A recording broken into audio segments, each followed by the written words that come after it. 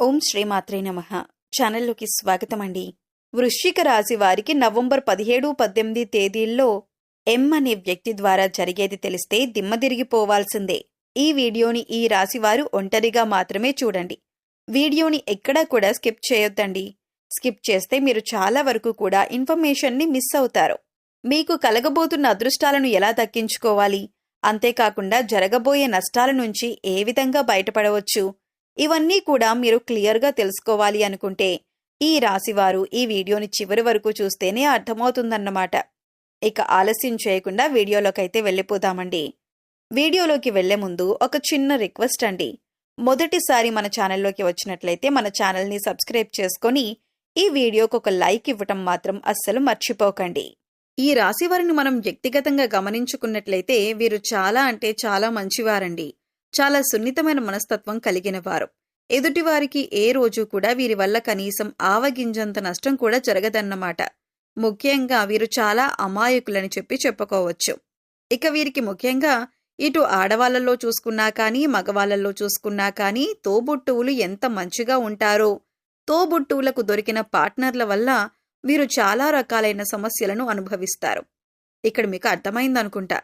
తోబుట్టువులకి దొరికిన పార్ట్నర్ వల్ల అంటే ఇప్పుడు ఆడవాళ్ళు ఉన్నారనుకోండి, తోబుట్టువులు వారి యొక్క భర్తల వల్ల, లేదంటే గనక మగవాళ్ళు ఉన్నారనుకోండి, తోబుట్టువులు వారి యొక్క భార్యల వల్ల మానసికంగా అంటే గతంలో వివాహం కాకముందు వీరికి సహాయం చేసిన వాళ్ళు కూడా వివాహమైన తర్వాత మేమెందుకు చెయ్యాలి, మాకేం అవసరం అని చెప్పి అలా వారి యొక్క తోబుట్టువులు వీరి దగ్గరికి వచ్చి చేయటానికి సిద్ధపడుతున్నా కానీ వారు వెనక్కి లాగేయటం, ముఖ్యంగా పురుషుల భార్యలు చెప్పిన మాట వింటారు కదండి, అలా వెనక్కి లాగేయటం, ఏ మాట కూడా వీరిని వినకుండా చేయటం, వారికి ఏదైనా చిన్న కష్టం వచ్చినా చిన్న ఆపద వచ్చినా గతంలో తోబుట్టువులకు చెప్పుకొని కాస్తంత సేద తీరేవాళ్ళు. కానీ ఇప్పుడు ప్రస్తుతం వారికి ఆ అవకాశాన్ని లేకుండా చేసేస్తారన్నమాట.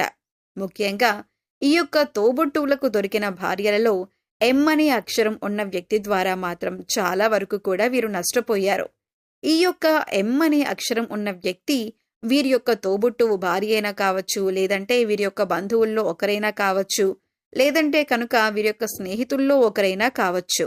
ఈ యొక్క ఎం అనే అక్షరం ఉన్న వ్యక్తి వీరి యొక్క మంచితనాన్ని, వీరి యొక్క అమాయకత్వాన్ని అలుసుగా తీసుకుని వీరిని ఎప్పుడూ కూడా విమర్శిస్తూ ఉండటం, ఏదో ఒక నింద వీరి మీద మోపుతూ ఉండటం, వీరి యొక్క అదృష్టాన్ని చూసి ఈర్ష్యపడటం, ఇటు భర్త వైపు సపోర్ట్ లేక, లేదంటే ఇటు భార్య సరిగ్గా ఉండక, మగవారికి ఇటు సరిగ్గా వెనకాల ఆస్తిపాస్తులు లేక కాస్త కృంగిపోయి ఉన్న మనుషులు కదా వీరు.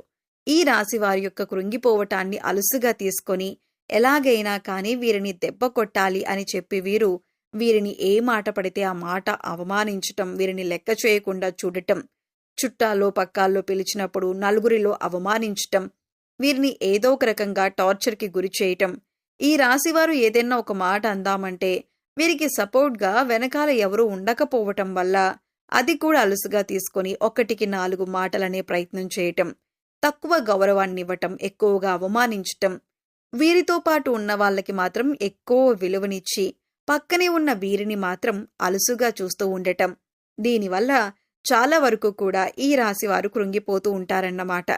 నా పరిస్థితి బాగలేకే కదా, నా వెనుక ఒక సపోర్ట్ అనేది లేకపోవటం వల్లే కదా నలుగురు నన్ను చిన్నచూపు చూస్తున్నారు, నలుగురిలో నన్ను అవమానిస్తున్నారు, నాకు డబ్బు లేకపోవటం వల్లే కదా అని చెప్పి ఇలా రకరకాలుగా ఈ రాశివారు ఈ ఎం అనే అక్షరం ఉన్న స్త్రీ ద్వారా మాత్రం చాలా రకాలుగా అవమానింపబడుతూ ఉన్నారన్నమాట.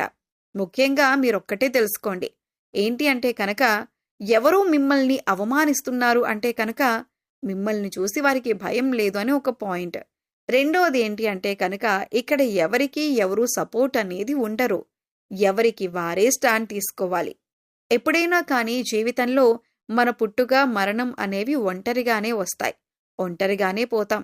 మధ్యలో అనేక రకాలైన బంధాలనేవి ఏర్పడవచ్చు. అలా బంధాలు ఏర్పడినప్పటికీ కూడా ప్రతి బంధం మనకి అండగా ఉంటుంది, ప్రతి బంధం మనకి సపోర్ట్గా ఉంటుంది అని చెప్పి అనుకుంటే తప్పే అవుతుందండి. ఎందుకంటే ఎవరి స్వార్థాలు వారు చూసుకుంటున్నారు, ఎవరి సుఖాలు వారు చూసుకుంటున్నారు, ఎవరి ధనాన్ని వాళ్ళు చూసుకుంటున్నారు. మనల్ని ఎప్పుడూ ఎవరో వెనకేసుకొస్తారు, ఎవరో మనకి మాట సహాయంగా ఉంటారు, ఎవరో మనల్ని కాపాడుతారు అని చెప్పి మనం అనుకుంటే పక్కవాళ్ళు ఎప్పుడూ కూడా మనల్ని తొక్కే ప్రయత్నమే చేస్తారు. ఎవరైనా కానీ ఒక మాట మనల్ని అంటున్నప్పుడు వారు ఏది దృష్టిలో పెట్టుకుని అంటున్నారో వారికి వెంటనే తిరిగి రిటర్న్ ఇచ్చే ప్రయత్నం చేయండి. ఎందుకంటే ఎప్పుడూ కూడా వారు ఎవరైతే అవమానిస్తున్నారో వారొక రూపాయి ఇస్తే మనం తిని బ్రతకటం లేదు. వారు మనకి బట్టలు కొనిపిస్తే మనం ఆ బట్టలు వేసుకొని ఇది అవ్వట్లేదు. వారు మనకి ఏదైనా ఒంట్లో బాగోకపోతే మన బ్రతుకులు మనం బ్రతుకుతున్నాం కానీ ఒక్క రూపాయి మనం ఖర్చు చేసుకుంటున్నాం కానీ వాళ్ళ రూపాయి మనకు తీసుకొచ్చి ఏమీ ఇవ్వటం లేదు. అటువంటప్పుడు వారంటే మనం పడాలా చెప్పండి? పడాల్సిన అవసరం లేదు. కాబట్టి మీకు ఎక్కడైతే అవమానం జరుగుతుందో అక్కడికి వెళ్ళకండి. ఎక్కడైతే విలువివ్వరో అక్కడికి వెళ్ళకండి. ఎక్కడైతే మీ మాట లెక్క చేయరో అటువంటి వారికి దూరంగా ఉండండి. మన విలువని మనమే కాపాడుకోవాలి. మనల్ని మనమే ప్రేమించుకోవాలి. మనల్ని మనమే జాగ్రత్తగా చూసుకోవాలి. ఎవరో ఏదో ఏంటో చేస్తారు అని చెప్పి ఎదురు చూసి ఆశించటం మాత్రం 100% మనదే తప్పవుతుంది. మనకి శత్రువులు ఎక్కువవుతున్నారు అంటే కనుక మనలో ఏదో ఒక స్పెషల్ టాలెంట్ ఉంది అని చెప్పి మనం అర్థం చేసుకోవాలన్నమాట. కాబట్టి ఆ శత్రువులను చూసి భయపడాల్సిన అవసరమే లేదు. ముందు మీ గురించి మీరు ఆలోచించుకోండి. మీరు ఏదైనా పని చేస్తూ ఉంటే కనుక ఆ పనిలో ఎలా సక్సెస్ అవ్వాలి, ఆ పనిలో ఎలా టాలెంట్ని తెచ్చుకోవాలి, ఆ పనిలో ఎలా ఎక్కువ డబ్బు సంపాదించాలి, దీని గురించి ఆలోచించుకోండి. ఉన్న రూపాయి ఎలా పెంచుకోవాలి అని చెప్పి ఆలోచించుకోండి. కాస్త వయసులో పెద్దవాళ్ళనుకోండి, కాస్త ప్రశాంతంగా కాసేపు టీవీ చూడటం, కాసేపు పూజ చేసుకోవటం, కాస్త నిదానంగా ఉండటం, కోపం ఆవేశం తగ్గించుకోవటం, ఇష్టమైన వాళ్లతో మాట్లాడుతూ ఉండటం, కాసేపు ధ్యానం చేసుకోవటం, కాస్త ఒక ముద్ద తిన్నామా టైంకి పడుకున్నామా ఇలాగే ఉండాలి. కానీ లేనిపోని ఆలోచనలు, ఎదుటివారి గురించి ఎక్కువగా ఆలోచిస్తూ ఉండటం, ఎదుటివారి గురించి స్ట్రెస్ అయిపోతూ ఉండటం, ఇటువంటివేవీ కూడా మనసులో పెట్టుకోకండి. ఒకరి గురించి ఆలోచన అనేది మనిషిని చాలా దెబ్బతీస్తుంది. అది మనసు వరకే ఆగిపోదు. మన శరీరంలో ఉండే ప్రతి అవయవం మీద కూడా ప్రభావం చూపిస్తుంది. ఆ ఆలోచన వల్ల సరిగా నిద్ర పట్టదు, సరిగా ఆకలేదు, తిన్న అన్నం జీర్ణమవ్వదు.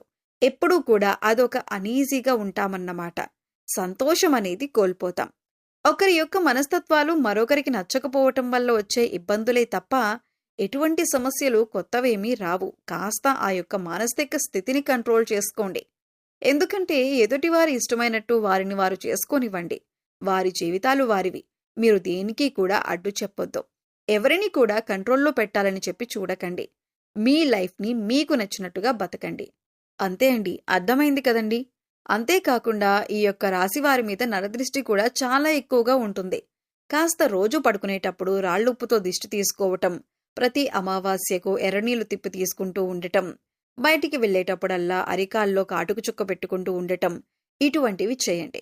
అంతేకాకుండా ముఖ్యంగా ఈ యొక్క రాశివారు ఇప్పుడు మనకి కార్తీక మాసం వచ్చింది కదా, ఈ యొక్క కార్తీక మాసంలో ఏదైనా ఒక సోమవారం రోజు కుదిరినప్పుడు శివాలయానికి వెళ్ళి ఆ ఈశ్వరునికి పాలతో అభిషేకం చేసే ప్రయత్నం చేయండి.